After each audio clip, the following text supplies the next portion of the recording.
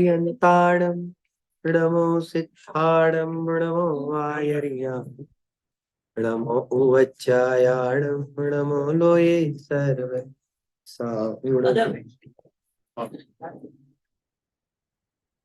મોક્ષ માર્ગસ્ય નેતારમ વેતારમ કર્મભૂતા જ્ઞાતારમ વિશ્વતત્વાનાં વંદે ગુણલક્ષ્મી. આચાર્ય દેવ ઉમા સ્વામી કૃત તત્વાર સૂત્ર ગ્રંથાધિરાજ પર આપણો સ્વાધ્યાય ચાલે છે. તેની અંદર અધ્યાય 2 અને તેની અંદર સૂત્ર છે 5 ભાવનું. જીવના 5 અસાધારણ ભાવ બતાવવા વાળો સૂત્ર. ઔપસમિક શાયિકો ભાવો મિશ્રસ્ય જીવસ્ય સ્વતત્વં ઔદયિક પારિણામિકોચ. એની અંદર ઔપસમિક ભાવ, શાયિક ભાવ, સાયોપસમિક ભાવ, ઔદયિક ભાવ અને પારિણામિક ભાવ આ જીવના સ્વતત્વ છે. સ્વતત્વ એટલે શું? કે આ જીવના અસાધારણ ગુણ છે. દાખલા તરીકે જે રાગ થાય છે, અહીંયા આગળ જે શૈલીનો પ્રયોગ કરવામાં આવ્યો છે તે આગમ શૈલીથી પ્રયોગ કરવામાં આવ્યો છે. કે રાગ થાય છે તે પણ અહીંયા આગળ જીવની અવસ્થામાં છે અને વિતરાગ ભાવ થાય છે તે પણ અહીંયા આગળ જીવની અવસ્થામાં છે. સ્વતત્વનો અર્થ સંસાર દશા પણ જે જોવામાં આવે છે તે જીવની અવસ્થામાં જોવામાં આવે છે અને મોક્ષ અવસ્થા પણ જે જોવામાં આવે છે તો તે અહીંયા આગળ જેને કહેવાય કે જીવની અવસ્થામાં જોવામાં આવે છે. કર્મનું કંઈ જ નથી. કર્મ આત્માના જીવના પરિણામનો કરતા હરતા નથી, પણ કર્મ અને જીવના પરિણામ વચ્ચે નિમિત્ત નૈમિત્તિક સંબંધ અહીંયા આગળ જોવામાં આવે છે. તેના માધ્યમથી જીવના પરિણામનું આપણે અહીંયા આગળ જ્ઞાન કરી રહ્યા છીએ. હવે એની અંદર આપણે જોયું કે 5 ભાવ છે એના ટોટલ કુલ ભેદ કેટલા છે? તો કે 53. તેની અંદર આપણે જોયું કે ઔદયિક ભાવના કેટલા ભેદ છે? કે ઔદયિક ભાવના 21 ભેદ છે. કયા કયા છે? તો 4 ગતિ છે, 4 કસાઈ છે, 3 વેદ છે, 6 નિશ્ચય છે, મિથ્યા દર્શન, અજ્ઞાન, અસંયમ અને અસિદ્ધત્વ. આ ઔદયિક ભાવ એટલે કર્મના ઉદય સાથે રાખવા વાળો જીવનો પરિણામ, તેને ઔદયિક ભાવ કહેવામાં આવે છે. ત્યારબાદ તેની ચર્ચા કર્યા બાદ આપણે ઔપસમિક ભાવની ચર્ચા હમણાં એની પહેલાના સેશનમાં જોઈ હતી. તો ઔપસમિક ભાવના આચાર્ય દેવે 2 ભેદ બતાવ્યા છે. કયા કયા બતાવ્યા છે? તો કે ઔપસમિક સમ્યક્ત્વ અને ઔપસમિક ચારિત્ર્ય. ઔપસમિક ભાવ શું બતાવે છે? કે ઔપસમિક ભાવ એ બતાવે છે કે જ્યારે પણ જીવની જે ધર્મની શરૂઆત થશે તો આ ઔપસમિક ભાવથી તેની શરૂઆત થશે. જીવ ચૈતન્ય સ્વરૂપ અખંડ આત્મા છે. આમ ચૈતન્ય સ્વરૂપ હોવા છતાં પણ તેની અવસ્થામાં અનાદિથી વિકાર છે. તે કોણ બતાવે છે? એ ઔદયિક ભાવ બતાવે છે. અને અનાદિથી વિકાર હોવા છતાં પણ તેના સાથે અહીંયા આગળ ભેદ વિજ્ઞાન કરીને ધર્મ પ્રગટ થઈ શકે છે. તો સૌથી પ્રથમ જે ધર્મ પ્રગટ થાય છે તે કોણ બતાવે છે? તે ઔપસમિક ભાવ બતાવે છે. બરાબર? આ બંને પોઈન્ટ એની અંદર આપણે જોયું કે સૌથી પહેલામાં પહેલો ફરક ક્યાં પડે છે? જો સાથે સાથે તેનો ક્રમ પણ ખબર પડે કે જ્યારે જીવ ધર્મની પ્રાપ્તિ કરે છે તો ધર્મની પ્રાપ્તિ કરી તો અહીંયા આગળ શ્રદ્ધા ગુણમાં સમ્યક નિર્મલ પરિણમન જોવામાં આવે છે. ધર્મની શરૂઆત થઈ એટલે શું? કે જે શ્રદ્ધા છે આપણી, તો અત્યારે આપણા બધાની જે શ્રદ્ધા છે તે મિથ્યા શ્રદ્ધા છે. હું નિલેશ, બરાબર કે નહીં? અથવા તો હું આ સંયોગ વાળું, હું રાગ વાળું ઇત્યાદિ વગેરે વગેરે. તો હવે અહીંયા આગળ તે મિથ્યા શ્રદ્ધામાંથી હવે અહીંયા આગળ શું થઈ ગયું? શ્રદ્ધા સમ્યક થઈ ગઈ. તો હવે સમ્યક શ્રદ્ધા થઈ ગઈ તો હું પોતાને શું માનવા લાગુ છું? કે હું જેવો છું તેવું પોતાને માનવા લાગુ છું. તો હું કેવો છું? તો હું જ્ઞાનનો બનેલું છું. તો હું આ ચેતન તત્વ છું. તો હું આ ચેતન સ્વરૂપ છું. એવું જ્યાં આગળ મારી પ્રતીતિ થઈ, મારો વિશ્વાસ થયો, મારો અહંપણું થયું, તો એવા પ્રતીતિ અને વિશ્વાસને અહીંયા આગળ સમ્યક દર્શન કહેવામાં આવે છે. હવે વાત એ છે કે અનાદિકાલીન જે મિથ્યા દ્રષ્ટિ જીવ છે એને સર્વપ્રથમ ઔપસમિક સમ્યક્ત્વ જ થાય. આ નિયમ છે. અનાદિકાલીન એટલે શું? કે જે જ્યારથી જીવ છે ત્યારથી તે અનાદિનો એને એક વાર પણ તેને સમ્યક દર્શનની પ્રાપ્તિ કરી નથી ભૂતકાળમાં, અને તેને જિંદગીની અંદર, જિંદગી એટલે આ જિંદગી નહીં, એની સંસારની જિંદગીમાં જે પહેલી વાર જ જે સમ્યક દર્શનની પ્રાપ્તિ કરે છે તો તેને અનાદિ મિથ્યા દ્રષ્ટિ કહેવામાં આવે છે. આવા અનાદિ મિથ્યા દ્રષ્ટિ જીવને સર્વપ્રથમ અહીંયા આગળ ઔપસમિક સમ્યક્ત્વની જે પ્રાપ્તિ થતી જોવામાં આવે છે. આમ કેમ કીધું?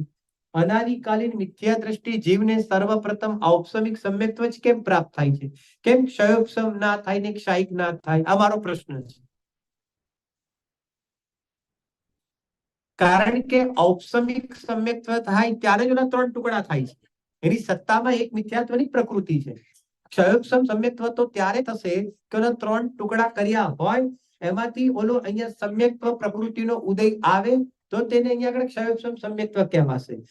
અને ક્ષાયિક સમ્યક્ત્વ તો આ મિથ્યાત્વ, સમ્યક મિથ્યાત્વ અને સમ્યક્ત્વ મૌનીય, આ ત્રણનો નાશ પૂર્વક જ અહીંયા આગળ જેને કહેવાય ક્ષાયિક સમ્યક્ત્વ થાય. પરંતુ તેની પાસે તો અનાદિથી એક આખી જ પ્રકૃતિ છે, તો કે છે કે તેના ત્રણ ટુકડા કરે પછી બીજી બધી વાત આવે. એટલે અહીંયા આગળ અનાદિકાલીન મિથ્યા દ્રષ્ટિ જીવને અહીંયા આગળ ઔપસમિક સમ્યક્ત્વ જોવામાં આવે છે. બીજી સાથે બીજી પણ વાત કહી દઉં તમને કે સાદી મિથ્યા દ્રષ્ટિ. સાદી મિથ્યા દ્રષ્ટિ એટલે શું? કે જે સમ્યક્ત્વ પ્રાપ્ત કર્યા પછી જે વરી પાછો પડી ગયો, એટલે કે પહેલા ગુણ સ્થાનમાં આવી ગયો, બરાબર કે નહીં, અને વરી પાછો તે ફરીથી સમ્યક્ત્વની પ્રાપ્તિ કરે છે તો તેને સાદી મિથ્યા દ્રષ્ટિ કહેવામાં આવે છે. સાદી એટલે શરૂઆત, ફરીથી પાછી શરૂઆત થઈ, તેને સાદી કહેવાય. અને અનાદિ એટલે કે જેની કોઈ શરૂઆત નથી, પહેલેથી ચાલ્યું આવે છે, તેને અનાદિ કહેવાય. બરાબર? આમ અનાદિ મિથ્યા દ્રષ્ટિ અને એક સાદી મિથ્યા દ્રષ્ટિ. અનાદિ મિથ્યા દ્રષ્ટિ સમ્યક્ત્વ કરશે તો સૌથી પહેલા અહીંયા આગળ પ્રથમોપસમ સમ્યક્ત્વ જ કરશે, ઔપસમિક સમ્યક્ત્વ જ કરશે. સાદી મિથ્યા દ્રષ્ટિ જે જીવ છે તે કયું સમ્યક્ત્વ કરી શકે છે? તો તે અહીંયા આગળ જેને કહેવાય કે ક્ષયોપસમ સમ્યક્ત્વ ડાયરેક્ટ કરી શકે છે.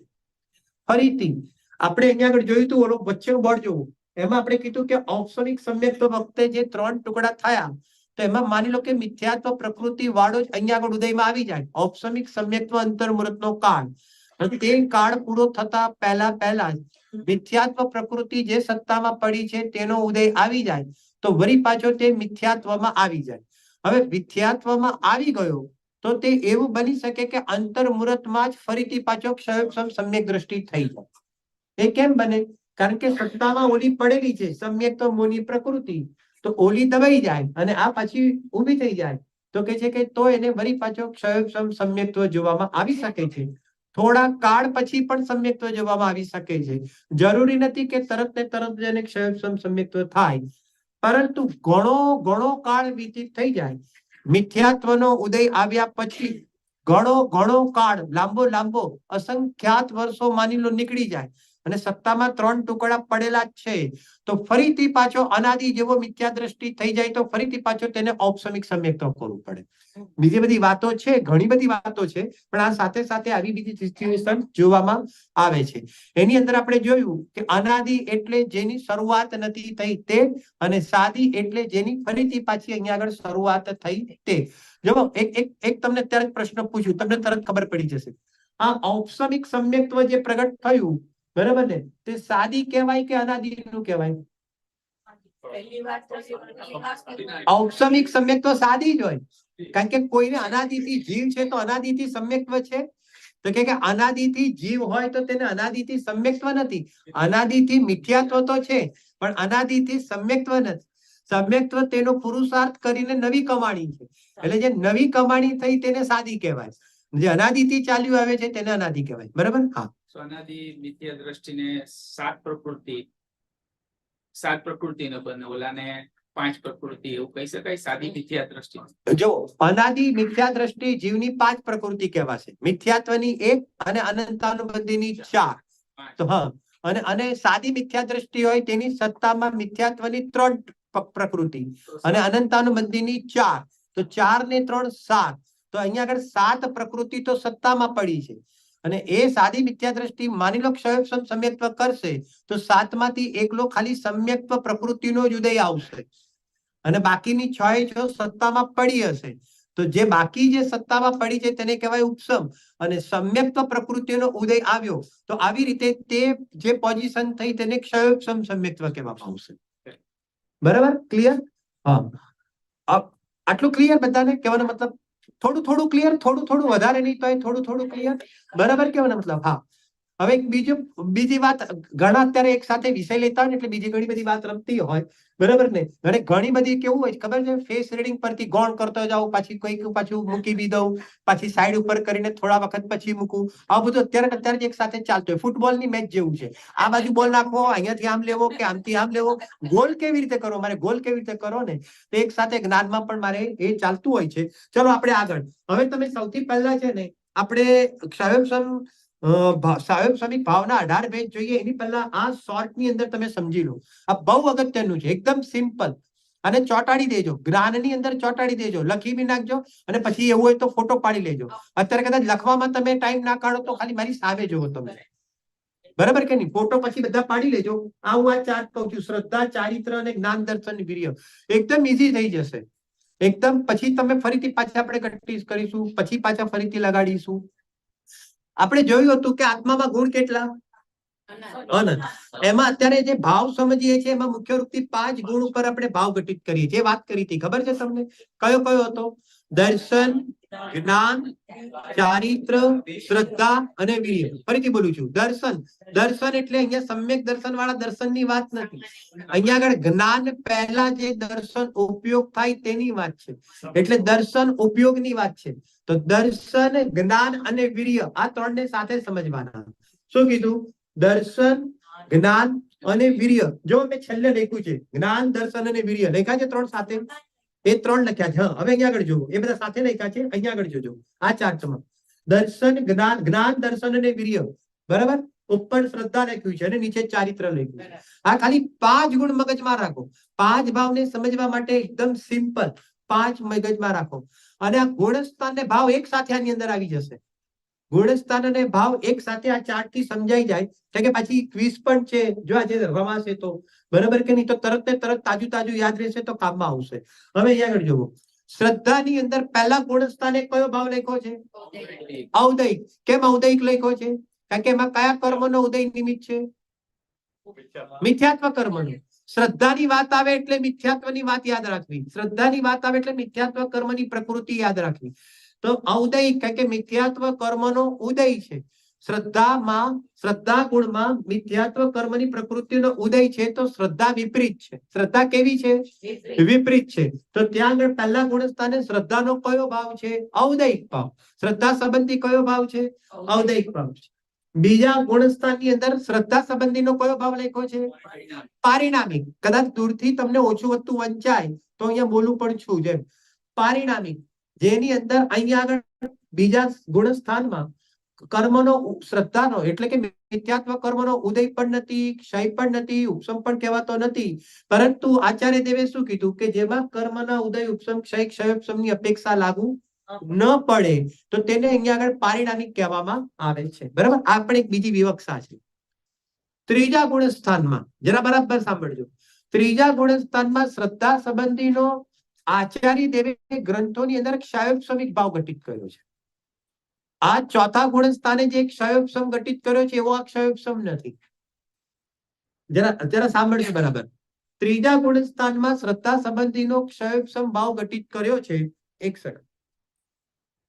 ક્ષયોપસમની અંદર હું અત્યારે પરિભાષા પણ જાણી જોઈને નથી બોલવા માંગતો. બરોબર ને? એકચ્યુઅલી તો એ પરિભાષાથી સમજવું પડે પણ આપણે નથી બોલતા, ભાગ પડી જાય એટલે તમે એને ગૌણ કરજો. ત્રીજા ગુણસ્થાનમાં શું થાય છે કે મિથ્યાત્વ અને સમ્યક્ત્વ મોહનીય આ બંને પ્રકૃતિનો અનુદય. અનુદય એટલે ઉદયમાં નથી. અને સમ્યક મિથ્યાત્વ પ્રકૃતિનો ઉદય છે. એટલા માટે આવી વ્યવસ્થા છે. એટલા માટે ક્ષયોપસમ. શું કીધું? જરા ઉપયોગ આ બાજુ. ત્રીજા ગુણસ્થાનમાં મિથ્યાત્વ અને સમ્યક્ત્વ મોહનીય આ બંનેનો ઉદય નથી અને આનો ઉદય છે. એટલે કઈક અનુદય છે અને કઈક ઉદય છે. એટલા માટે ક્ષયોપસમ. પણ કોનો ઉદય છે? તો સમ્યક મિથ્યાત્વ પ્રકૃતિનો તો ઉદય છે અને આ બંનેનો ઉદય નથી એટલે ક્ષયોપસમ. અને ચોથા ગુણસ્થાને ક્ષયોપસમ કેવી રીતે છે કે આ બંનેનો ઉદય નથી અને આનો ઉદય છે માટે ક્ષયોપસમ. ઇઝી કમ્પલ સિમ્પલ થઈ ગયું. આ ચોથા ગુણસ્થાનમાં ક્ષયોપસમ શું છે? મિથ્યાત્વ અને સમ્યક મિથ્યાત્વ, આ બંનેની પ્રકૃતિ અનુદય. અનુદય એટલે જ ઉદયમાં નથી અને આનો ઉદય છે એટલા માટે અહીંયા આગળ ક્ષયોપસમ. અને ત્રીજામાં મિથ્યાત્વ અને સમ્યક મોનીનો ઉદય નથી પણ સમ્યક મિથ્યાત્વનો ઉદય છે માટે ક્ષયોપસમ. એ બંનેમાં ફરક છે. બરાબર. હવે જુઓ, અનુદય અને ઉપસમ વચ્ચે ડિફરન્સ શું? અનુદય એટલે તે અત્યારે ઉદયમાં નથી આવતી. અનુદય અન એટલે નહીં, ઉદયમાં નથી. બરાબર. ક્ષય ઉપસમ. વાત એમ છે કે એકચ્યુઅલી ત્રણ અવસ્થા મળીને ક્ષયોપસમ કહેવામાં આવે છે. ખાલી ઉપસમ છે, અનુદય ને ઉપસમ તો છે. તમારો પ્રશ્ન હું સમજુ છું પરંતુ હું જાણી જોઈને એને છોડતો નથી કારણ કે એની આખી એક પરિભાષા છે ક્ષયોપસમની. વર્તમાનકાલીન સર્વઘાતી સ્પર્ધકોનો ઉદયાભાવી ક્ષય, પછી એ જ સ્પર્ધકોનો ભવિષ્યકાલીન સ્પર્ધકોનો સદઅવસ્થારૂપ ઉપસમ અને વર્તમાનકાલીન દેશઘાતી સ્પર્ધકોનો ઉદય, એની ત્રણેયની અવસ્થા તેને ક્ષયોપસમ. એક આખું લેક્ચર એના ઉપર જોઈએ. એટલે આપણે અત્યારે જાણી જોઈને બધાને હું ટચ નથી કરતો. એ એકચ્યુઅલી એક પરિભાષાથી સમજવું પડે પરંતુ આપણે છતાં અત્યારે એને ગૌણ કરીએ છીએ. આનો ઉદય નથી ને આનો ઉદય છે એટલે તમે એને મિક્સ ભાવથી એને અત્યારે સમજો. બરાબર. ચલો.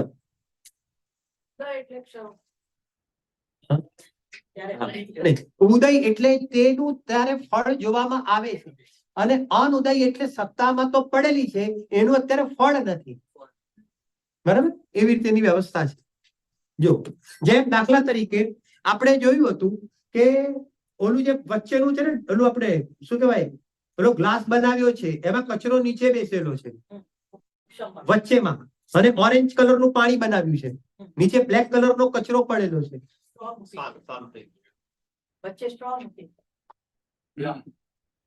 આની અંદર આ કચરો નીચે બેસેલો છે એટલે આને આપણે કહીશું કે ઉપસમ. બરાબર ને. અને આનો ઉદય છે એટલે ક્ષય. અહીંયા આગળ ક્ષય એટલે ઉદયમાં ના આવું તેને ક્ષય કીધું છે. ક્ષયોપસમમાં જે ક્ષય શબ્દનો પ્રયોગ છે તો તેનો અહીંયા આગળ ઉદય અત્યારે નથી, ઉદયનો અભાવ તેને જ અહીંયા આગળ ક્ષય કહેવામાં આવે છે. બરાબર ને. તો અહીંયા આગળ કે છે કે આ શું છે કે આનો તો અત્યારે શું છે તો અહીંયા આગળ આ પડેલો છે એટલે અનુદય છે, ઉપસમ છે. બરાબર ને. એટલે ઉદયમાં ના આવે એમ જ કહેવાય. અને અહીંયા આગળ કઈક ઉદયમાં આવ્યું છે એવી જે સ્થિતિ તેને અહીંયા આગળ ક્ષયોપસમ કહેવામાં આવે છે. બરાબર.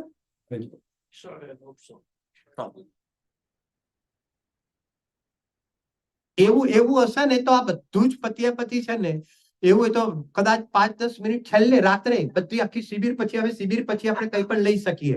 બરાબર. એવી ટાઈપની પોઝિશન આવે ને તો 5-10 મિનિટ આપણે અહીંયા આગળ એની પરિભાષા પરફેક્ટ કેવી રીતે છે એના અનુભાગ સાથે તો તેની આપણે ચર્ચા કરીએ પણ ક્લાસમાં નહીં, પછી. બરાબર.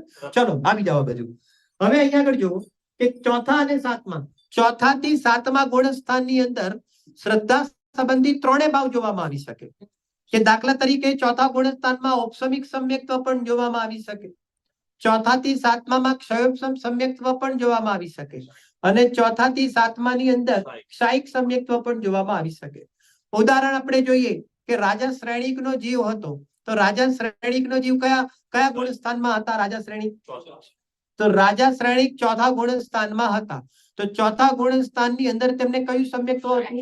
ક્ષાયિક સમ્યક્ત્વ હતું. એમને ક્ષાયિક સમ્યક્ત્વ ક્યાં પ્રાપ્ત કર્યું હતું?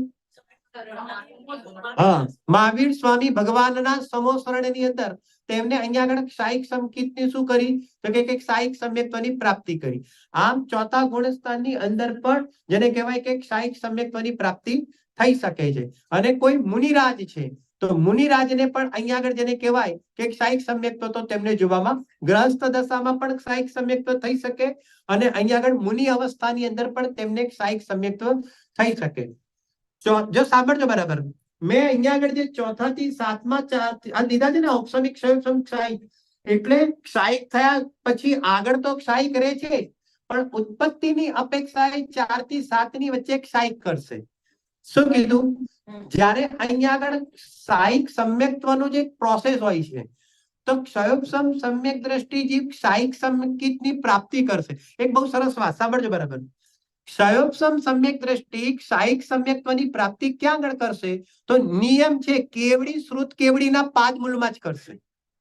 આ નિયમ કેવડી અને શ્રુત કેવલીના પાદ મૂળમાં એટલે કે તેમની હાજરીમાં જ અહીંયા આગળ પાદ મૂળમાં એટલે તેમની હાજરીમાં જ અહીંયા આગળ જેને કહેવાય કે ક્ષાયિક સમકીર્તિની પ્રાપ્તિ કરે છે. પ્રશ્ન પૂછ્યો છે શાસ્ત્રમાં, પ્રશ્ન પૂછ્યો તો કે એવી તમે કન્ડિશન કેમ મૂકો છો? એટલો સુંદર જવાબ છે. પૂરા વિશ્વની અંદર આ બે સ્થાન એવા છે કે જ્યાં આગળ આવા ઉત્કૃષ્ટ પરિણામ જીવના બની શકે છે. જો એક સાક્ષાત તીર્થંકર પરમાત્મા હોય એટલે કે આપણે કહીએ બીજા કેવડી પણ હોય, તીર્થંકર કેવડી હોય, સામાન્ય કેવડી હોય અથવા તો શ્રુત કેવડી હોય, તો તે લોકોના સાનિધ્યમાં, તે લોકોની હાજરીમાં એવા પરિણામ બને છે કે તે પોતાના પરિણામોની વિશેષ વિશુદ્ધિ કરીને તે સમ્યક્ત્વમાંથી અહીંયા આગળ ક્ષાયિક સમ્યક્ત્વ કરી શકે છે. બીજું, પૂરા વિશ્વની અંદર એને છોડીને એવી કોઈ જગ્યા નથી કે જે ક્ષાયિક સંકેતની પ્રાપ્તિ કરે. જો આ તીર્થંકર પરમાત્મા વિતરાગી દેવનું વચન બતાવે છે નિમિત્ત નૈમિત્તિક સંબંધ કરે છે તો જીવ પોતે જ કરે છે, પરંતુ જુઓ તો ખરા દ્રવ્ય કેટલું સામે ઊંચું છે તો અહીંયા આગળ એવા ઊંચા પરિણામ અહીંયા આગળ થઈ જાય છે. એની અંદર એક ભાવ આવ્યો, દાદા કહી દઉં, એક બીજી વાત કહી દઉં, આની અંદર બહુ સરસ વાત કહું છું તમારા મતલબ આપણે પોઝિટિવ. એટલા માટે આ સત્સમાગમની ખરેખર આવશ્યકતા હોય છે. સત્સમાગમની અંદર જે પરિણામ બને, જે પ્રત્યક્ષ પરિણામ બને તે પરોક્ષ રીતે તે પરિણામ બનતા નથી.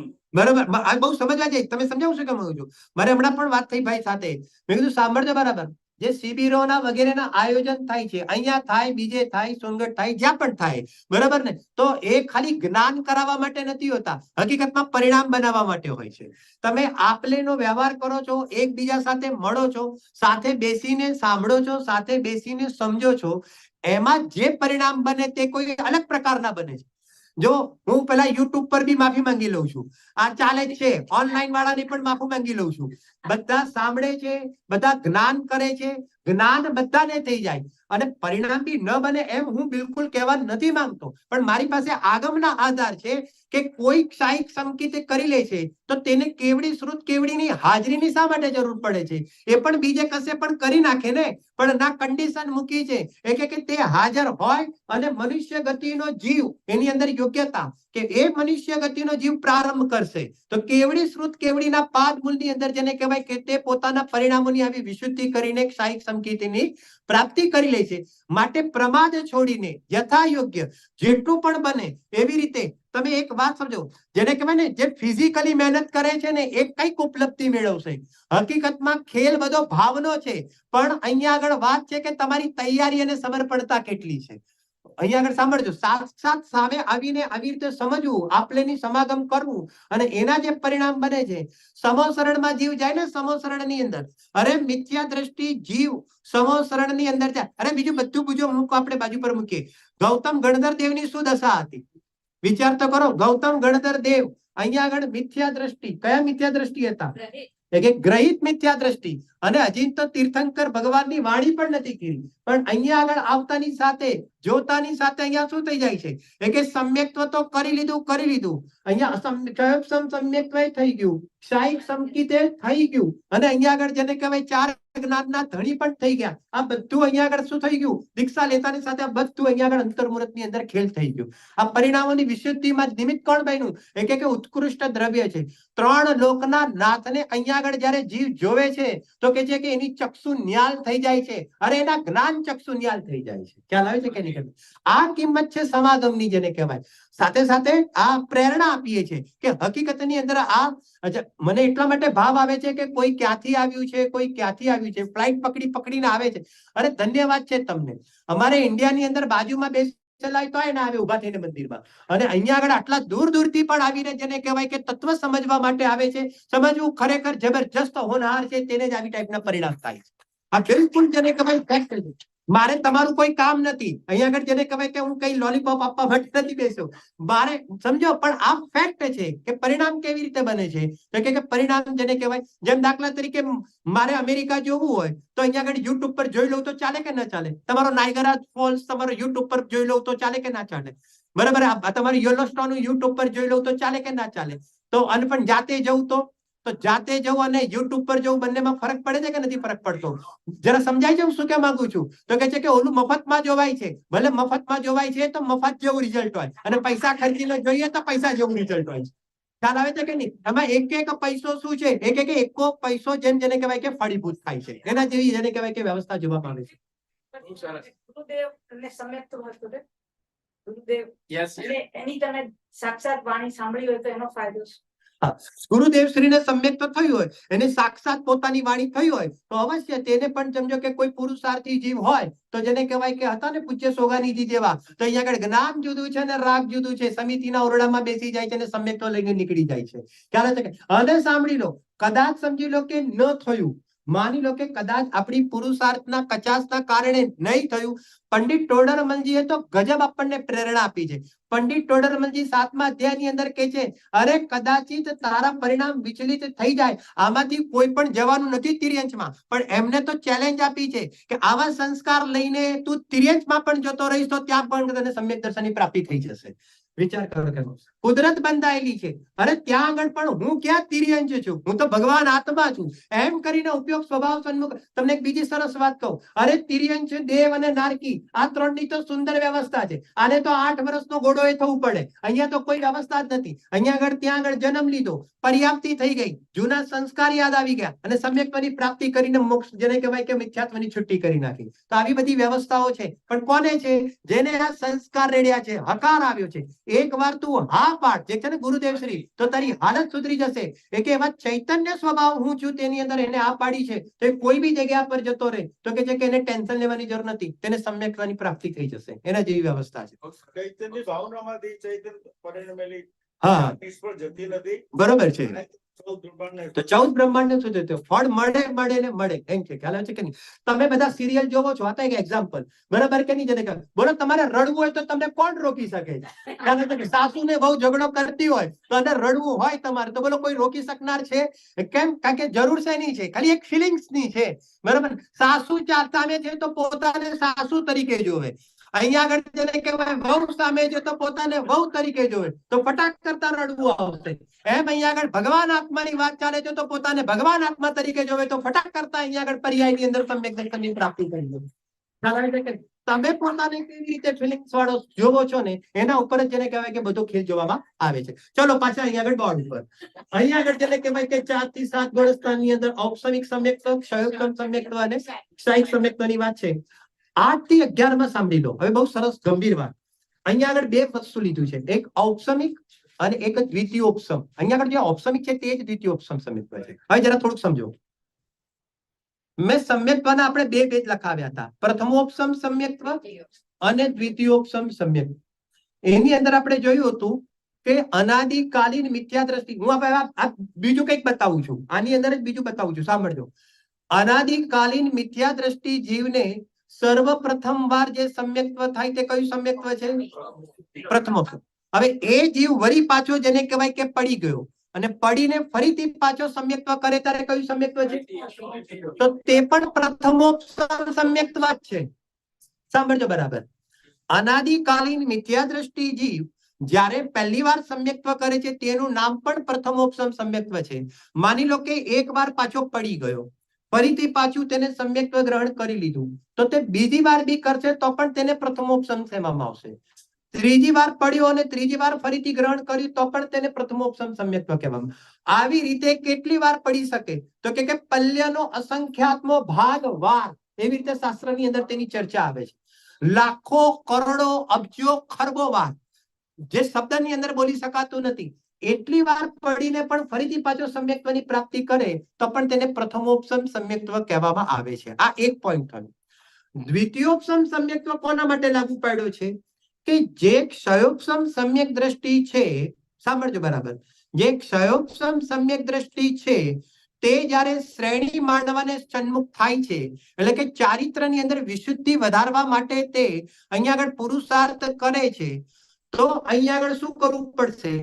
કે શ્રદ્ધાની અંદર તેને હજી ચલમલ અગાડ દોષ છે. ક્ષયોપસમ સમ્યક્ત્વ છે એટલે એને કંઈક એવો દોષ છે, તો આવો શ્રદ્ધામાં દોષ રાખીને તે ચારિત્રની અંદર ઉપર આગળ ન વધી શકે. તમે સમજ્યા કે મતલબ? ઉપર શ્રેણીના ગુણસ્થાન એટલે પરમ વિશુદ્ધિના ગુણસ્થાન, તો કે છે કે તે આવી રીતે જેને કહેવાય કે ઉપર ના વધી શકે. તો એને શું કરશે? પહેલા કે એક ક્ષયોપસમ સમ્યક દ્રષ્ટિ ફરીથી પાછો શું કરશે? એ કે અહીંયા આગળ ઔપસમિક સમ્યક્ત્વ કરશે, તો એને કહેવાય દ્વિતીયોપસમ સમ્યક્ત્વ. એટલે શું કરશે જરા સાંભળો કે ક્ષયોપસમ સમ્યક દ્રષ્ટિને આ ત્રણ માંથી કોનો ઉદય હતો? આ બંનેનો તો ઉદય નતો, પણ આનો હતો. છઠ્ઠા સાતમા ગુણસ્થાન વર્તી જે મુનિરાજ છે, કારણ કે મુનિરાજ જ શ્રેણી માંડશે, ગ્રહસ્થ શ્રાવક શ્રેણી ના માંડી શકે. તો છઠ્ઠા સાતમા ગુણસ્થાન વર્તી મુનિરાજ ક્ષયોપસમ સમ્યક દ્રષ્ટિ છે, તો તેને આ બંનેનો તો ઉદય નતો, પણ આનો ઉદય હતો. હવે આ ઉદય સાથે શ્રેણી ના માંડી શકે, તો એ શું કરશે ખબર છે? તો કહે છે કે હવે આને ફરીથી શ્રેણી માંડ્યા પહેલા અહીંયા આગળ સમ્યક્ત્વ મોનિની પ્રકૃતિને શું કરશે? પાછી અહીંયા આગળ દબાવશે. તો અહીંયા આગળ દબાવીને શું કરશે કે જે પાછું ફરીથી શ્રેણી માંડશે, 8મા 9મા 10મા અને 11મા ગુણસ્થાનમાં જશે, તો અને વળી પાછો આવશે, તો અહીંયા આગળ કહે છે કે તેટલો કાળ તેનો કયો કાળ જોવામાં આવશે? તો કે દ્વિતીયોપસમ સમ્યક્ત્વ કહેવામાં આવશે. શું કહેવામાં આવશે? એનો કાળ પણ અંતર્મુહૂર્ત છે. વળી પાછો અંતર્મુહૂર્ત પછી ફરીથી પાછો તે ક્ષયોપસમ સમ્યક દ્રષ્ટિ થઈ શકે છે.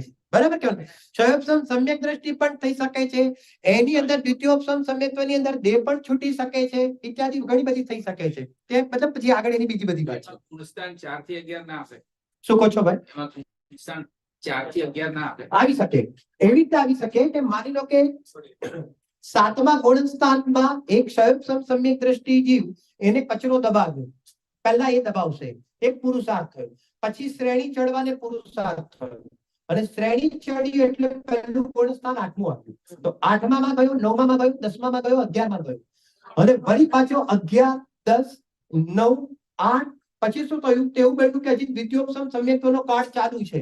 તો એવું બની શકે કે કોઈ અહીંયા આગળ જેને કહેવાય કે ઓર નીચે ઉતરતા ચોથા સુધી જેને કહેવાય કે જઈ શકે છે. બરાબર ને? એનો દ્વિતીયોપસમ સમ્યક્ત્વનો કાળ ચાલુ હોય, તો આવી રીતે જેને કહેવાય કે તે દ્વિતીયોપસમ સમ્યક્ત્વનો કાળ ચાલુ હોય તો તેવી રીતે જઈ શકે છે. હવે એક બીજી વાત કહું કે દાખલા તરીકે અહીંયા આગળ જેને કહેવાય કે એવું બી બને કે 11મા ગુણસ્થાનમાં મરણ થઈ જાય, અને 11મા ગુણસ્થાનની અંદર જેને કહેવાય કે મરણ થઈ જાય ને દેહ છૂટી જાય, તો વિગ્રહ ગતિની અંદર અહીંયા આગળ શું છે કે વિગ્રહ ગતિની અંદર એનું ચોથું ગુણસ્થાન આવી જશે, અને હજી કાળ દ્વિતીયોપસમ સમ્યક્ત્વનો ચાલુ છે, પણ પછી અપર્યાપ્ત સુધી રહેશે, પછી પર્યાપ્ત પછી અહીંયા આગળ ક્ષયોપસમ સમ્યક્ત્વ થઈ જશે. એવી એક એની વ્યવસ્થા છે.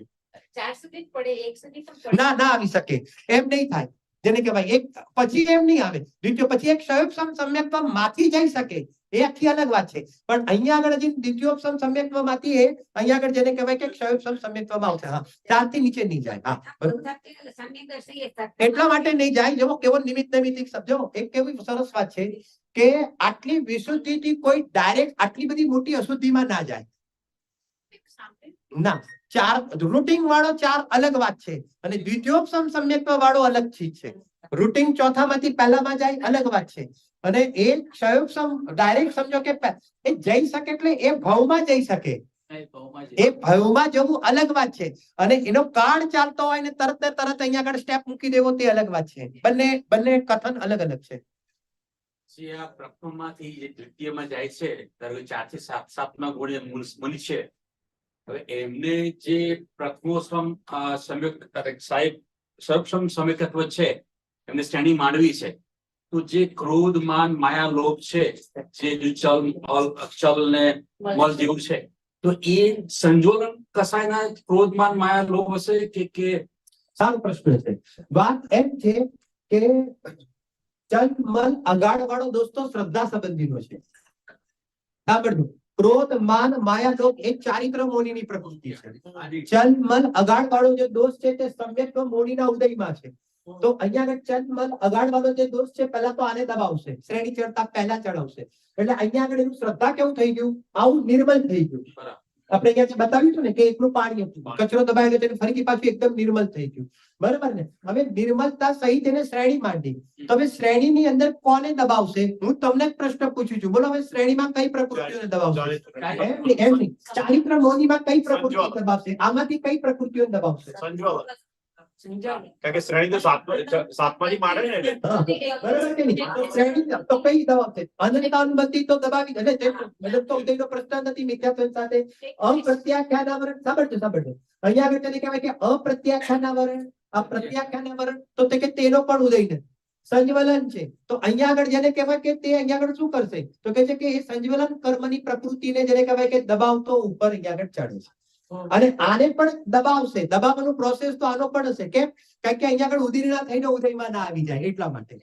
એની આખી એની એક પદ્ધતિ છે. ખ્યાલ આવે? એ 8 થી 11 છે ને પછી એ વખતે 11 થી 5 8માં 8 થી 11 માં જ ફર્યા કરે. જો સાંભળો, શ્રેણી કોને કહેવાય? જ્યાં ચારિત્ર મોનીની 21 કર્મની પ્રકૃતિને દબાવવાનો પુરુષાર્થ હોય તેને શ્રેણી કહેવામાં આવે.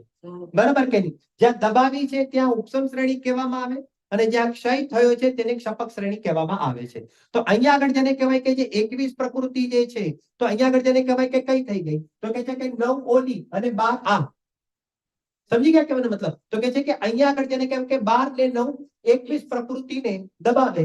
4 4 8 ને 4 12 અને 9 નો કસાય. તો કે છે કે એને દબાવીને અહીંયા આગળ જેને કહેવાય કે તે શ્રેણી માટે, તો કે છે કે તેને અહીંયા આગળ જેને કહેવાય કે એને શ્રેણી કહેવાય. દબાવી એટલે ઉપસમ શ્રેણી માંડીને ઉપર ચડ્યો કહેવાય. બરાબર? ફરી પાછો ઉતરશે તો આનો ઉદય નથી, પણ સંજ્વલનનો વળી પાછો 10માં આવશે. 11 માંથી 10માં આવે એટલે લોભનો ઉદય ચાલુ થઈ જશે. વળી પાછો અહીંયા આગળ 9માં આવશે તો ક્રમથી છે. તો કે છે કે ક્રોધ માન માયામાંથી પાછી માયા ચાલુ થશે, પછી માન ચાલુ થશે, પછી ક્રોધ ચાલુ થશે, પછી એવી રીતે જેને કહેવાય કે આગળ આગળ બધી ચાલુ થઈ જશે. વેગ ચાલુ થશે ને ઇત્યાદિ વગેરે એવી રીતે ચાલુ થઈ જશે. ચાલો, બરાબર?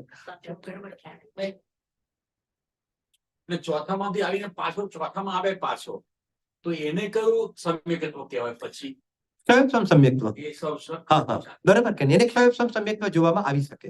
દ્વિતીયોપસમ સમ્યક્ત્વ ક્ષયોપસમ સમ્યક દ્રષ્ટિએ કર્યું હતું, તો ફરીથી પાછો જો એક સમ્યક્ત્વમાં આવશે તો દ્વિતીયોપસમ સમ્યક્ત્વનો કાળ અંતર્મુહૂર્ત છે, તો તે અંતર્મુહૂર્તનો કાળ પતી જશે તો વળી પાછો તે ક્ષયોપસમ સમ્યક્ત્વમાં આવી જશે. બરાબર? એવી એની વ્યવસ્થા જોવામાં આવે છે.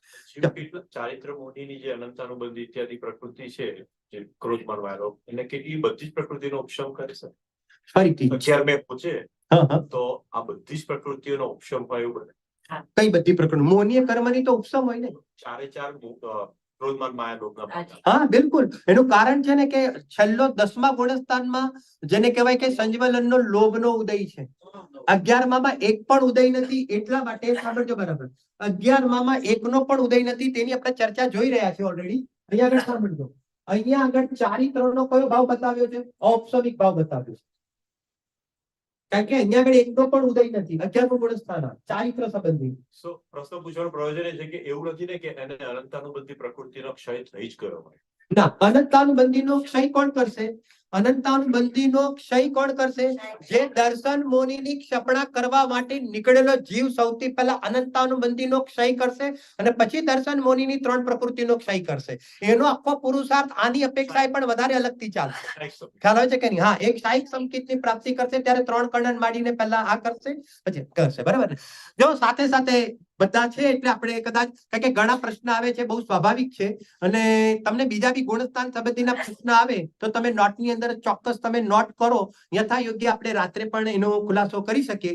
કારણ કે શું છે કે હા, કારણ કે આ વિષય જ એવો છે. એનું કારણ જ છે કે આ વિષય જ એવો છે. પણ આપણે સભાની અંદર પણ બધાને, કારણ કે કેટલાક પ્રશ્ન આવે તો એવું બને કે બધાને પહેલા તો પ્રશ્ન બી ના ખ્યાલ હોય. બરાબર કે નહીં? એટલે આપણે જેને કહેવાય બધાને સરળતાથી ખબર પડે, આપણે એવી રીતે થોડુંક વધી આવવા માંગીએ છીએ. બરાબર? હવે જુઓ, આવી જાઓ પાછા અહીંયા આગળ માઇન્ડ બનાવી દો. કોની વાત ચાલતી હતી? શ્રદ્ધાની વાત ચાલતી હતી. શ્રદ્ધાની અંદર કયા ગુણસ્થાનમાં કયા ભાવ છે તેની વાત ચાલતી હતી. તેની અંદર આપણે ચાલતી હતી 8 થી 11માં ગુણસ્થાનમાં. તો 8 થી 11માં ગુણસ્થાનમાં તેને દ્વિતીયોપસમ સમ્યક્ત્વ જોવામાં આવે છે. તે સંબંધીની આપણી વાત ચાલતી હતી.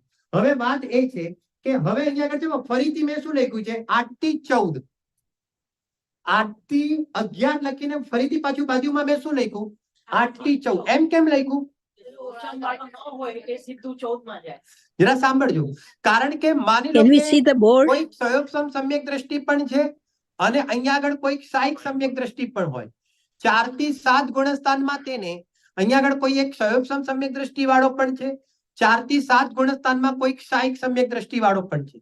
સાહિક સમ્યક દ્રષ્ટિનો અર્થ એ છે કે જેણે પુરુષાર્થ કરીને સત્તામાંથી આ મિથ્યાત્વ કર્મની 3 પ્રકૃતિ અને અનંતાનુબંધીની 4 આ 7 કર્મની પ્રકૃતિને નષ્ટ કરી નાખી છે. સમજાય છે શું કહેવા માંગુ છું?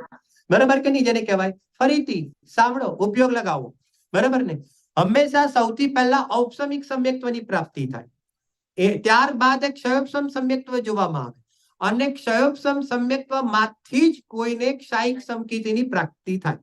સાઈક સંકેતની પ્રાપ્તિ થાય એટલે શું થાય કે સત્તામાં ઓલા 3 ટુકડા કર્યા હતા મિથ્યાત્વના, અને અનંતાનુબંધીની જે 4 પ્રકૃતિ હતી ક્રોધ માન માયા લોભ, તો 3 આ અને 4 આ બધી શું કરી નાખી એને કે એને બધી નષ્ટ કરી નાખી.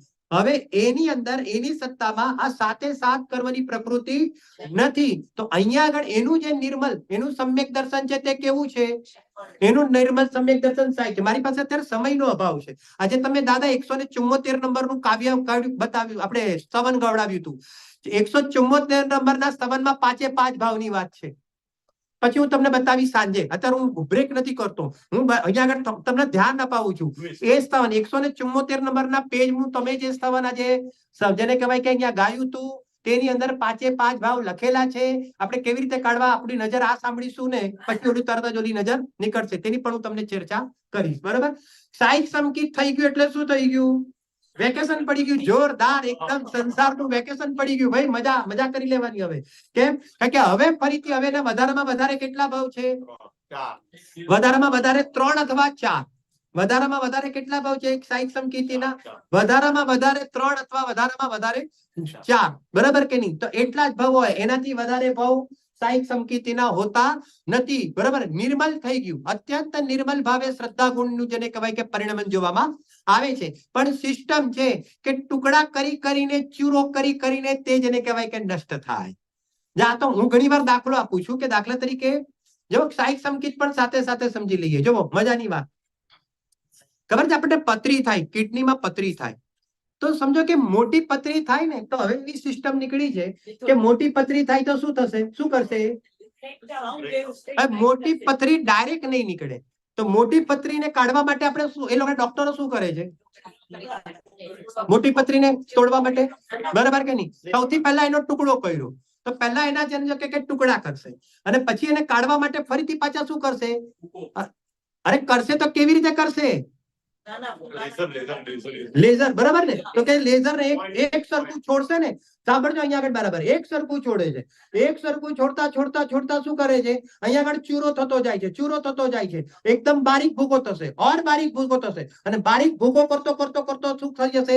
એ નીકળી જશે. એમ પોતાના ઉપયોગને શું કરે છે? કે પોતાના ઉપયોગને ભગવાન આત્માની સામે શું કરે છે?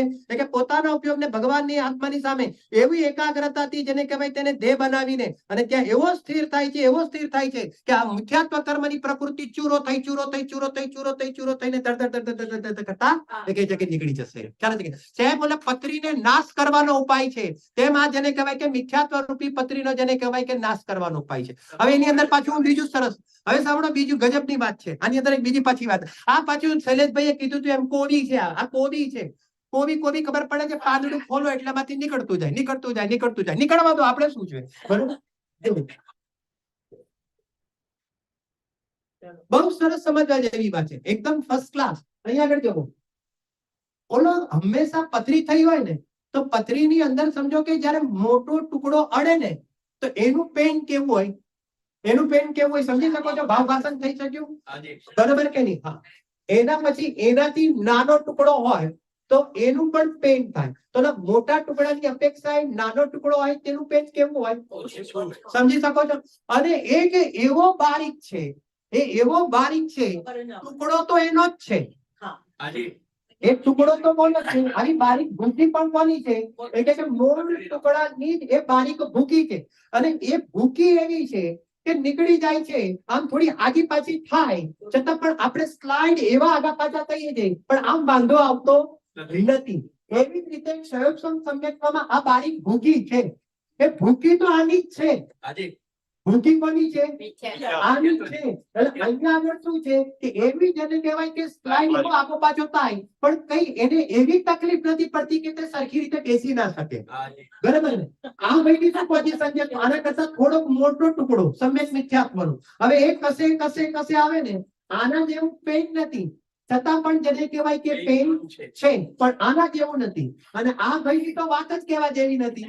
આ સાહેબની તો બરાબર ને, એ તો બસ આવે એટલે આવી જ બન્યું આપણું. તો એના જેવી જે પોઝિશન છે એમ મિથ્યાત્વના ઉદયમાં જીવ ભયંકર પીડાને સહન કરે છે. સમ્યક મિથ્યાત્વની અંદર એવી મિથ્યાત્વ જેવી પીડા નથી, છતાં પણ તેને આચાર્ય દેવે સર્વગાથી પ્રકૃતિ કીધી છે. તે સમ્યક્ત્વનો તો જેને કહેવાય કે એ પ્રમાણે નથી થવા દેતો.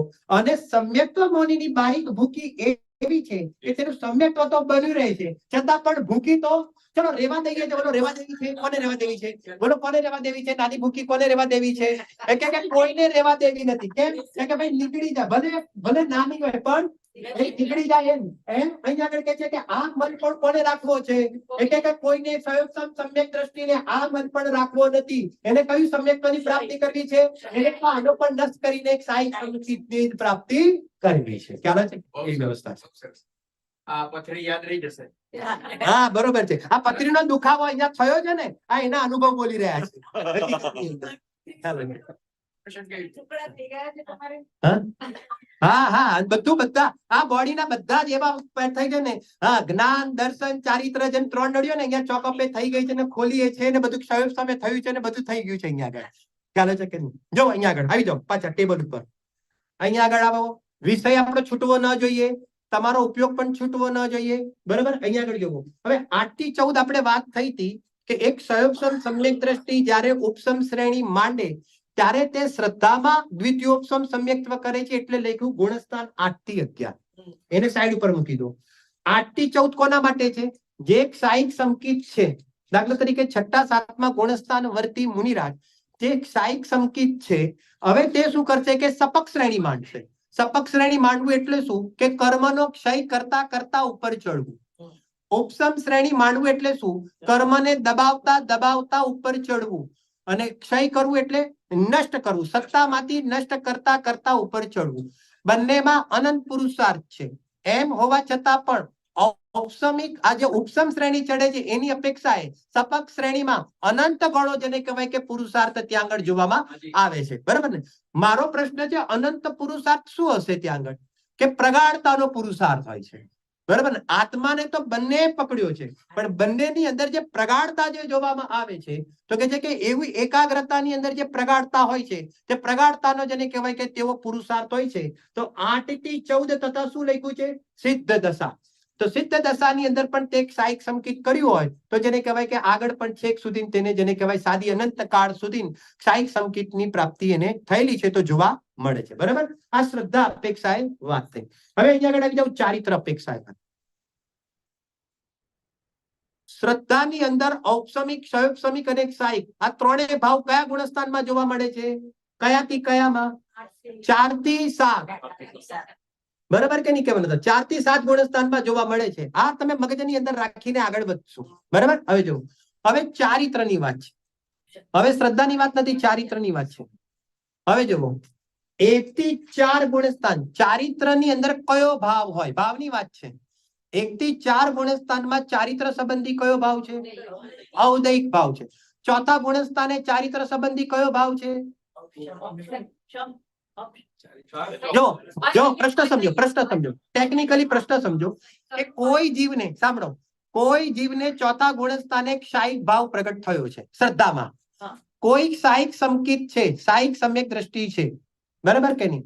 હું દાખલો આપું છું ભરત ચક્રવર્તી. તો ભરત ચક્રવર્તીને સાઈક સંકિતની પ્રાપ્તિ ચોથા ગુણસ્થાને થઈ ગઈ છે. તો મારો પ્રશ્ન એ છે કે ચોથા ગુણસ્થાને તે ભરત ચક્રવર્તીને ચોથા ગુણસ્થાને ચારિત્ર સંબંધી કયો ભાવ હોય? ભાવ 5 ભાવમાંથી ભાવ બોલવાનો છે.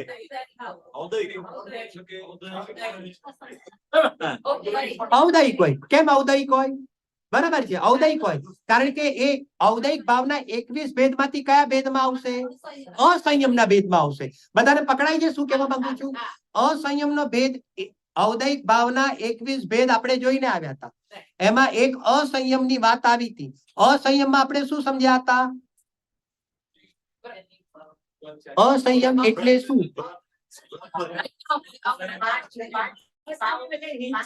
12 પ્રકારની અવિરતિ જોવામાં આવે છે.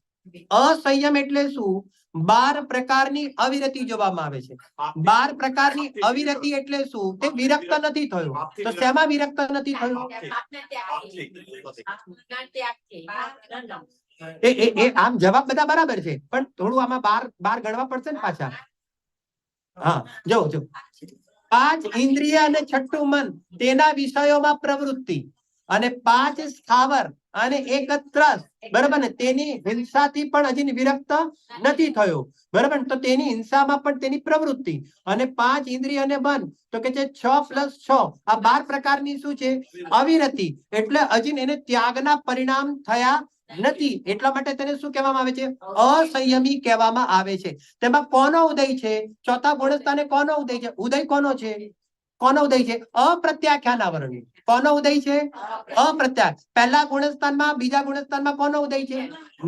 અનંતાનુબંધીનો. હવે જે ચારિત્ર મોનો લેવું પડશે ને, ચારિત્રની વાત છે ને, એટલા માટે અનંતાનુબંધી અને અપ્રત્યાખ્યાનાવરણ કસાય કર્મના ઉદયમાં એના જેને કહેવાય કે વિરક્તિ વગરના જે પરિણામ છે, તેને અહીંયા આગળ અસંયમના પરિણામ કહેવામાં આવે છે. એટલા માટે અહીંયા આગળ ગુણસ્થાન કયું લખ્યું છે? 1 થી 4, બરાબર. કહેવાનો મતલબ એ અજ્ઞાનની વાત અલગ છે, એ જ્ઞાનની અંદર આવશે. એ બધી જ્ઞાનની વાત છે, એ અહીંયા આગળ નીચે આવશે. જ્ઞાન દર્શન વિરિયમાં અત્યારે ચારિત્રની વાત છે, બરાબર. કહેવાનું હા, બરાબર છે. હવે અહીંયા આગળ જોવું. કહેવાનું તાત્પર્ય, પ્રશ્ન પૂછવાનો તાત્પર્ય શું હતું ખબર? કે શ્રદ્ધામાં ઔપસમિક સમ્યક્ત્વ હોય, શ્રદ્ધામાં ક્ષયોપસમ સમ્યક્ત્વ હોય, અથવા તો શ્રદ્ધામાં ક્ષાયિક સંકિત પણ હોય, એમ હોવા છતાં પણ તેને ચારિત્ર સંબંધીનો ઔદૈક ભાવ છે, એમ કહેવા માંગીએ છીએ. આ શું બતાવે છે? આ હકીકતમાં જો દ્રવ્યાનિયોગ કાઢો, આમાં દ્રવ્યાનિયોગ કાઢો, આ કથનચિત ગુણભેદની પણ વ્યવસ્થા છે તે બતાવે છે, બરાબર ને. આની અંદર આવ્યું ને કે ભરત ચક્ર, મેં પ્રશ્ન પૂછ્યો તો યાદ આવ્યો હવે બધાને? કે આ ભરત મહારાજ ઘોડા લઈને રોજ નીકળી પડે છે, સમ્યક દર્શન કરી લે છે, અને છતાં પણ જેને કહેવાય કે રોજ ખીરે ખાય, બરાબર ને, સિઝનેબલ રસ પણ ખાય, તો કે છે કે આ બધું કર્યા રાખે છે. તો કે છે કે આનું કારણ શું? તો કે છે કે ભગવાન આત્મા તો પસંદ છે એમ નહીં, ભગવાન આત્માનો તો અનુભવ થઈ જ ગયો છે, પરંતુ હજી એવા જ કોઈ કમજોરીના પરિણામ છે, ચારિત્ર મોના ઉદયમાં આવી જાતના પરિણામ છે, પરંતુ એવા જે પરિણામ છે તે શ્રદ્ધાને ડિસ્ટર્બ કરતા નથી. છળ ગ્રહણ કરવાની અપેક્ષા એ વાત નથી, પણ આ વસ્તુના સ્વરૂપમાં આવી ટાઈપનું પડેલું છે, બરાબર. આગળ ચાલો. ચારિત્રની અંદર 5મા ગુણસ્થાનમાં શું જોવામાં આવે છે? શબ્દ લખ્યો છે સંયમાસંયમ. એટલે અંશે સંયમ છે અને અંશે અસંયમ છે. હવે જરા સાંભળો. ગુણસ્થાન કયું? 5મું. વાત કોની ચાલે છે? હવે ચારિત્રની વાત ચાલુ છે, બરાબર ને. તો હવે મને એમ કહો કે સંયમાસંયમ, બીજું નામ લખો તો લખી નાખો, દેશ ચારિત્ર. સંયમાસંયમ ને દેશ ચારિત્ર પણ કહીશું. હા, દેશ એટલે બરાબર. હવે સાંભળો, એને અંશે ચારિત્ર કહેવામાં આવશે, સંયમાસંયમ કહેવામાં આવશે. તો હવે તે 12 પ્રકારની જે અવિરતિ છે, એમાંથી કેટલી અવિરતિ ટળી? ચલો, કોણ જવાબ આપે? દાદા બીજા હવે થોડા છે ને, નેક્સ્ટ ટાઈમ છે ને થોડાક બીજા ઇનામ રાખજો, ભલે પેન્સિલ, પેન કેવું રાખજો. જવાબ આપે ને તો આપણે એમને ઇનામ આપીશું, બરાબર કે નહીં? પેલા સ્કૂલમાં આપણે ભણતા હતા ને, અમે તો મોટા થયા, અમે પેન લીધેલી છે. આ બધું ભણીને અમે બી પેન, અમને પેન મળે. આવું જવાબ આપીએ ને એટલે અમને પેન મળે. તારંગામાં અમે આ બધી શિબિરો એટેન્ડ કરતા હતા ને. હા, બહુ સરસ, બહુ સરસ જવાબ ભાઈ, તાળી આપો. બહુ સરસ, મને ગમ્યું. એક જ ટળ્યું છે. 5મા ગુણસ્થાનની અંદર ત્રસ જીવની હિંસા એને ટળી છે, કારણ કે ત્રસ જીવની હિંસાનો તેને ત્યાગ થયો છે. જો અહીંયા આગળ ત્યાગ થયો છે એમ શબ્દ પ્રયોગ કરે છે ને, એટલે નિયમ લીધો છે. વિતરાગી દેવશાસ્ત્ર ગુરુની સામે તેમને તે ત્રસ જીવની હિંસાનો બિલકુલ ત્યાગ કરવાનો એમને જેને કહેવાય કે નિયમ ધારણ કર્યો છે. અને આવા પરિણામ એને કેમ બન્યા છે? કારણ કે ત્યાં આગળ જ્ઞાન, ત્યાં ચારિત્ર ક્ષયોપસમ ભાવે પ્રગટ થયું છે. ચોથામાં ઔદૈક ભાવ હતો. હવે અહીંયા આગળ શું થઈ ગયું કે હવે અહીંયા આગળ પ્રત્યાખ્યાનાવરણ કસાય કર્મનો ઉદય છે, અપ્રત્યાખ્યાનાવરણનો ઉદય નથી. અનંતાનુબંધી અને અપ્રત્યાખ્યાનાવરણ તેનો ઉદય નથી, અને પ્રત્યાખ્યાનાવરણ અને સંજ્વલનનો અહીંયા આગળ ઉદય જોવામાં આવે છે. તો તો ત્યાં આગળ લીધું હતું કે કિંચિત ત્યાગના પરિણામ છે. સકલ સંયમ ધારણ કરે તેવા પરિણામ નથી, પરંતુ પ્રત્યાખ્યાના વર્ણ કસાય કર્મના ઉદયમાં તેને કિંચિત ત્યાગના પરિણામ થયા છે. તો કિંચિત ત્યાગ કયો છે કે ત્રસ જીવની હિંસાથી તે વિરક્ત થયો છે. તેને બીજી ભાષામાં અણુવ્રત કહેવામાં આવે છે. બરાબર કહેવાનો મતલબ આ બધું ખ્યાલ આવે છે, શબ્દો કેવી રીતે મારે સમજવા. બાકીની બધી 11 ઉભી છે, હજી સુધી ભૂમિકા પ્રમાણે તેની એ વ્યવસ્થા જોવામાં આવે છે. તે 5મા ગુણસ્થાનમાં ક્ષયોપશમ ભાવમાં જ આવશે. કયું? સંયમમાં સંયમ. પછી 6 થી 10માં શું લખ્યું? ક્ષયોપશમ ચારિત્ર. આ કોને જોવામાં આવશે? મુનિરાજને જોવામાં આવશે. તો ક્ષયોપશમ જો હવે એક બીજી વાત કહું, આ છે ને તમે ગોખશો ને ક્યારે નહીં ખ્યાલ આવે, અને સમજવું જ પડશે. મેથ્સ જેવો વિષય છે, બરાબર કે નહીં? આ ક્ષયોપશમ કીધું તો તેની અંદર પણ પાછો ઉદય અને ક્ષય બતાવવો પડશે. તો 5મા ગુણસ્થાને શું બતાવશું? જો અહીંયા આગળ કેવું અને અપ્રત્યાખ્યાના વર્ણનો અનુદય, એટલે એનો ઉદય નથી. હું અત્યારે સાદી ભાષામાં જ બોલું એટલે બધાને ખબર પડે. અને પ્રત્યાખ્યાના વર્ણ અને સંજ્વલનનો ઉદય છે. કેટલાકનો અનુદય છે અને કેટલાકનો ઉદય છે. જેટલાનો અનુદય છે તેટલી વિતરાગતા છે. બીજો શબ્દ પ્રયોગ. જેટલાનો ઉદય નથી તેટલી અહીંયા આગળ શું છે? વિતરાગતા છે. જેટલાનો ઉદય છે તેટલું અહીંયા આગળ શું છે? મલ છે. એટલે કે એટલો અહીંયા આગળ મલ છે એટલે સમજી શકો છો ને?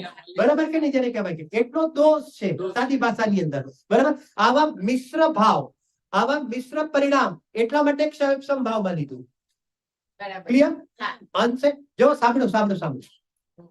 એક જ્ઞાનમાં ક્ષયોપશમ ઘટિત કરીએ અને એક ચારિત્રમાં ક્ષયોપશમ ઘટિત કરીએ. જ્યારે જ્ઞાન દર્શન વીર્યમાં ક્ષયોપશમ ઘટિત કરીએ છીએ ત્યારે આપણે એવો શબ્દ પ્રયોગ કરીશું કે આંશિક ઉગાડ છે. પૂરો ઉગાડ નથી, પણ આંશિક ઉગાડ છે અને આંશિક ઢંકાયેલું છે. તો તેની અંદર જ્ઞાન દર્શન વીર્યની અંદર એ પોઝિશન છે. ત્યાં આગળ ઉગાડ શબ્દના માધ્યમથી ક્ષયોપશમ ભાવ ઘટિત કરીએ છીએ. અને જ્યારે અહીંયા આગળ ચારિત્ર કે શ્રદ્ધાની વાત આવીએ ત્યારે અહીંયા આગળ શબ્દ પ્રયોગ શું કરીશું કે અંશે વિભાવ ઘટેલો છે અને અંશે સ્વભાવ પ્રગટેલો છે. તો તેને અહીંયા આગળ જેને કહેવાય કે ક્ષયોપશમ ભાવની અંદર ઘટિત કરીશું. બંને શબ્દોનું ભાવ ભાષણ બંને જગ્યાએ અલગ અલગ છે. ખ્યાલ આવે છે કે નહીં કહેવાનો મતલબ? એવી રીતે અહીંયા આગળ હવે સાંભળો બરાબર. ક્ષયોપશમ ચારિત્ર 6-7મા ગુણસ્થાન વર્તી મુનિરાજ, એમને અહીંયા આગળ ઉદય કોનો છે? તો કે છે કે ખાલી સંજ્વલનનો ઉદય છે. અને આ 3 છે અનંતાત્મથી અપ્રત્યાખ્યાન અને પ્રત્યાકરણ. તો આ 3નો ઉદય નથી.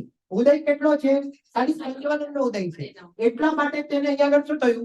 અંશે શુદ્ધિ અશુદ્ધિ આવા પ્રકારની છે. પણ અહીંયા શુદ્ધિના અંશ વધેલા છે, અશુદ્ધિ બહુ ઓછી છે. તો એને અહીંયા આગળ જેને કહેવાય કે ક્ષયોપશમમાં લીધું.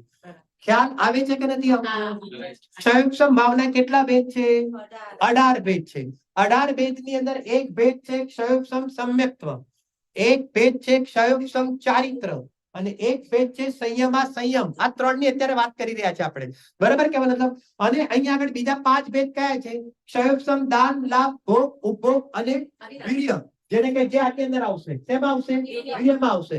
અને અહીંયા આગળ શું આવશે? ક્ષયોપશમ જ્ઞાનની અંદર મતિ જ્ઞાન, શ્રુત જ્ઞાન, અવધિ જ્ઞાન, મન પર્યય જ્ઞાન, 4 જ્ઞાન આવશે. કુમતિ, કુશ્રુત, કુઅવધિ 3 અજ્ઞાન આવશે. અને ચક્ષુ, અચક્ષુ અને અવધિ 3 દર્શન આવશે. તો 4 ને 3 7 ને 3 10 અને 5 15. એ 15 તો આની અંદર ઘટિત કર્યા અને ઓલા જે 3 હતા તે શ્રદ્ધા અને ચારિત્રમાં ઘટિત કર્યા. આ તમારા ક્ષયોપશમ ભાવના 18 ભેદની ચર્ચા ચાલી રહી છે. અત્યારે હમણાં જ પાકા કરવાના છે. હમણાં જમવા જાવ એમાં 10 મિનિટ પડશે તો 10 મિનિટમાં 18 ભેદ તમારે પાકા કરવાના છે. ટાઈમ નહીં મળે, અલગથી ટાઈમ નહીં મળે. જે વખતે જે સમય મળે ને તે જ વખતે પાકું કરી લેવાનું. શિબિર છૂટે એની પહેલા 53 ભેદ બધાને અહીંયા આગળ આવડવા જ જોઈએ. ત્યાં સુધી ભાઈ ઓલું કાર્ડ ના લેતા, ઓલું કાર્ડ પણ સાથે સાથે લઈ લો છો ને તરીકે પરીક્ષા લઈને જ કાર્ડ પાછું લેજો. બરાબર? ત્યાં સુધી રૂપિયા આપજો એ લોકો પાકું કરવા માટે. બરાબર? અહીંયા આગળ આવી જાઓ. આટલું ક્લિયર ભાઈ? 6 થી 10 કેમ લીધું? 10મા સુધી કેમ લીધું? 10 સુધી કેમ લીધું? કારણ કે અહીંયા આગળ 10મા ગુણસ્થાનમાં પણ લોભનો ઉદય છે, બાકીની વિતરાગતા છે. જેટલો લોભનો ઉદય છે તેટલો અહીંયા આગળ કહેવાય કે મન છે. એવો ક્ષયોપશમ ત્યાં જોવામાં આવે છે. ભાવ ભાષણ, તમે શબ્દનો ભાવ પકડવાની કોશિશ કરજો. બરાબર કહેવાનું મતલબ? હવે અહીંયા આગળ ચારિત્રની અંદર 11મા ગુણસ્થાને 11મા ગુણસ્થાને શું પોઝિશન છે? બોલો, મારો પ્રશ્ન છે, કોમન પ્રશ્ન છે. 11મા ગુણસ્થાનમાં ચારિત્ર મોનીય કર્મની કઈ પ્રકૃતિનો ઉદય છે? અરે હા, તમે તો ડાયરેક્ટ એટલે તમે મને એમ કહો એક પણ નો નહીં એમ. બરાબર કે નહીં? એક પણ નહીં. 11 આ તો તમે લખેલું બોલો છો, એ તો મને ખબર જ છે.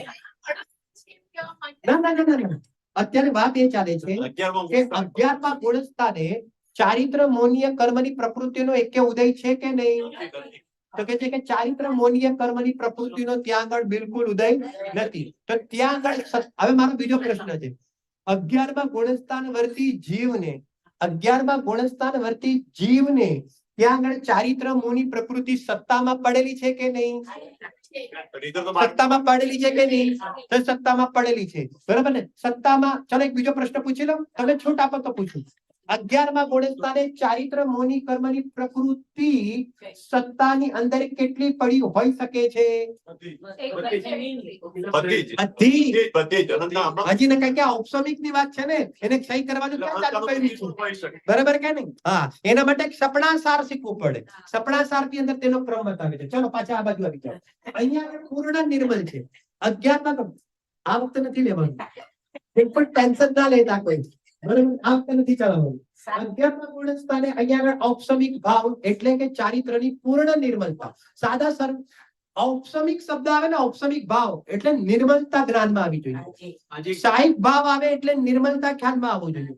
પણ ઔપચારિક ભાવમાં જે નિર્મલતા છે એની અપેક્ષા એક સાહિક ભાવની અંદર વિશેષ નિર્મલતા એવો આપણને ખ્યાલ આવવો જોઈએ. સંયોગસમ ભાવ આવે એટલે કંઈક બગાડ છે, ગાડી થોડી ખટખટ ખટખટ ખટખટ અવાજ કરે છે, ભલે બહુ નથી કરતી છતાં પણ ખટખટ ખટખટ ખટખટ થોડી અવાજ કરે છે. અને ઓલો ઔપચારિક ભાવ અને સાહિક ભાવ કેવો છે? તમારી ટેસ્લા જેવી છે, ચાલે કઈ ખબર ના પડે. કારણ છે કે નહીં? એવી ફર્સ્ટ ક્લાસ જેને કહેવાય, એમાં ઓલી તમારી સાહિક ભાવ તો ઓલી છે, હાથ અડાવ્યા વગર જેને કહેવાય ઓટોમેટિક ચાલે ને, એવી સાહિક ભાવ વાળી ટેસ્લા છે. બરાબર કે ઓટોમેટિકલી બસ પ્રોગ્રામ મૂકી દીધો છે, એટલે ફર્સ્ટ ક્લાસ જેને કહેવાય ચાલે ને એવી રીતે જેને કહેવાય કે તેની અહીંયા આગળ ચર્ચા ચાલે છે. અને ઔદયિક ભાવની ગાડી કેવી છે? ના, ખટારો છે, ડબ્બો છે, ચાલતી જ નથી એવી છે. કારણ છે કે નહીં? આ ગાડીઓ બધી તમે ટૂંકમાં યાદ રાખજો. બરાબર છે ને કહેવાય? અચ્છા, હવે અહીંયા આગળ આવી જાવ તમે. હવે અહીંયા આગળ આ જોઈએ. 12 થી 14 હા, જો ચારિત્રની અંદર 12 થી 14 અને 70 તો કયું છે? સાહિક. સાહિક ભાવ છે. કેમ સાહિક ભાવ ઘટિત કર્યો? કારણ કે રહેલી પ્રકૃતિ. કારણ કે ત્યાં આગળ શું થઈ ગયું છે કે ચારિત્ર મોનીનો જેને કહેવાય કે ક્ષય થઈ ગયો છે. અને લાસ્ટ આપણે આ ચલાવીએ છીએ, આપણે ખબર જ છે જ્ઞાન દર્શન વીર્યમાં 1 થી 12 ગુણસ્થાન સુધી ક્ષયોગ સંભાવ છે. જ્ઞાન દર્શન વીર્ય એની અંદર 1 થી 12 સુધી ક્ષયોગ સંભાવ છે. 13મા 14મા અને 70 દશાની અંદર અહીંયા આગળ જ્ઞાન દર્શન વીર્યનો શું જોવામાં આવે છે? અહીંયા આગળ સાંભળતો, હા બરોબર ને? જ્ઞાન દર્શન વીર્યનો અહીંયા આગળ આપણને સાહિક ભાવ જોવામાં આવે છે. અહીંયા ભગવાનને, સિદ્ધ ભગવાનને સાહિક ભાવ જોવામાં આવે છે. છદ્મસ જીવ હોય 12મા ગુણસ્થાન સુધી આવરણ વાળા જીવ છદ્મસ ગણધર ભગવાન પણ હોય તો પણ તેનું જ્ઞાન દર્શન વીર્ય કયા ભાવે છે? ક્ષયોગ સંભાવે. અને આપણું પણ જ્ઞાન દર્શન વીર્ય કયા ભાવે છે? એક એક ક્ષયોગ સંભાવે છે. ક્ષયોગ સંભાવ છે એટલે આપણે એમ સમજવું કે આપણી પાસે તો છે અને એના આપણે આપણું કામ તો કરી જ લઈએ છીએ, અને એના દ્વારા આપણે એક સાહિક ભાવ પ્રગટ કરીશું. અને સાથે ભગવાન આત્મા તો ગમે ત્યારે હાજરા હજુર જાગતો જીવ ઉભો છે, તેને પારિણામિક ભાવ કહેવામાં આવે.